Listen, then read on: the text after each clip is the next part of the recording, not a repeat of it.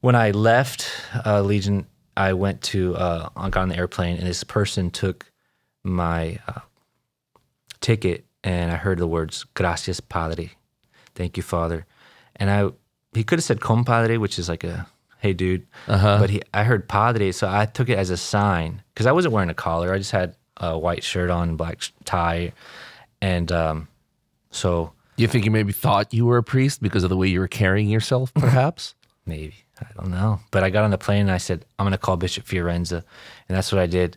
I still feel called to be a priest. And I called them and they received me. Bishop Fiorenza, because I had asked Bishop, before going to Legion, I checked in with Bishop Fiorenza and he tried to talk me out of going to Legionaries. Just like. He thought it wasn't for you. Yeah. And he said, come to the diocese. You know, your last name's Perez. That means son of Peter. Peter's diocesan. And I remember him saying that. And so... but you had to see it for yourself. Yeah, I had to see it for myself. Now, what did your family say when you were doing all of this? The very first time that you told them, I'm going to go to Legionaries. What did you... Okay, so I told my parents on the phone that I'm going to go visit the Legionaries of Christ in Connecticut. Did it shock them? Yeah, they said, what is that? Who are they? And I was like, they're order of priests. And they started crying on the phone, My dad's like, we had an idea. Because they heard me. They got teary. They had heard of me traveling around to go into Fatima, Lourdes. They're telling Father Albert, the priest, and Katie at St. Bart. And so they kind of suspected. So once I told them, of course, they were excited.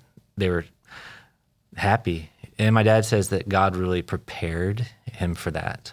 That maybe if I had said that 3 years earlier, he probably might not have been supportive. But might have been more of a shock for them, huh? But my parents had their own reawakening and growing in their faith, and reading apologetics and things like that, really awakening their faith, and going to adoration and praying the rosary. So. That's awesome. Mm-hmm. That's awesome. So did they say, oh, we knew it was you this time instead of your brother, or did they say anything to that effect? Yeah. I think with my brother wasn't ever that serious, but it was just, that's kind of Father Albert would always say that. Just a joke in passing. Kind of a joke. Yeah. Mm-hmm. Like how Father Dad does this every once in a while. Yes. Yeah. To some of the young men. When I was on a ski trip with we were in Angel Fire, and this was around this period of time of me leaving, or at the end of my UT Austin time, my parents were like, you should tell Nick and Caroline, tell your brother and sister. And so that night, I'm sleeping in one bed, my sister's sleeping in another bed, my brother's sleeping on the floor in between us. And I was like, hey guys, thinking about, it's dark, we're all laying down. I was like, hey guys, I'm thinking about being a priest. And my sister's like, oh, really? She's like, I always thought you were going to have a family. And I said, your family will be my family. And then, and so my sister later says she would love that. But my brother later tells my sister, don't worry, he's just going through a Godfather phase. Because I loved at the time, I loved the movie The Godfather. So he thought that's why I wanted to be a priest. So he thought it wasn't going to stick. He thought you were going to eventually discern out. Yeah.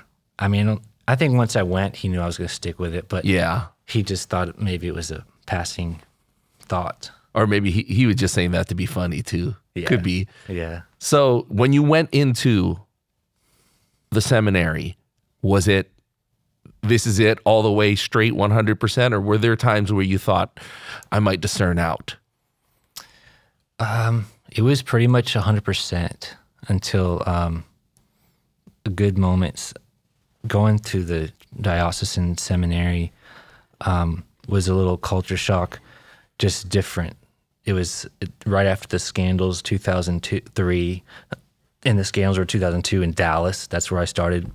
And so I had to learn a lot, and I started reading Theology of the Body, reading St. Therese, just more like this growing to trust more in God's love and His mercy. And I got to a point where I was had this vision of me, like, I don't know, it's funny, this like vision of me like walking with a lady on the river walk, like almost like it was one wife, Okay. on the Riverwalk in Austin. I don't know, or San Antonio. That's like just picturing myself like on vacation or something. And I remember this happened like while I was praying the Stations of the Cross. It was really weird because I would do that. But I remember just like at that moment I chose like, that I wanted to help Jesus carry his cross, And so kind of like where I realized I don't have to be a priest. So it was a big moment where I realized I could serve God in other ways. But it was kind of when I was doing the Stations of the Cross at that moment and having kind of that vision of me possibly having a wife, where I kind of chose, I feel like, the call to, help Jesus carry his cross and minister to his people as a priest. So I never I wasn't all like going through it thinking I might leave. I think that there was somebody at a reception, wedding reception, my cousin, Tony's dad, and he said, he's like, you want to be a priest? Be a priest. He's like, go for it. And another priest had told me, he's like, whatever you see, keep going. And I feel like if we have to set our minds to it, and God will tell us that if it's not his will, and I always say that, Lord, open the doors. If this is not your will, close the door, So, because seminary is also preparation. It's not just discernment. You have to prepare to be a priest. So you don't want to be half in and half out.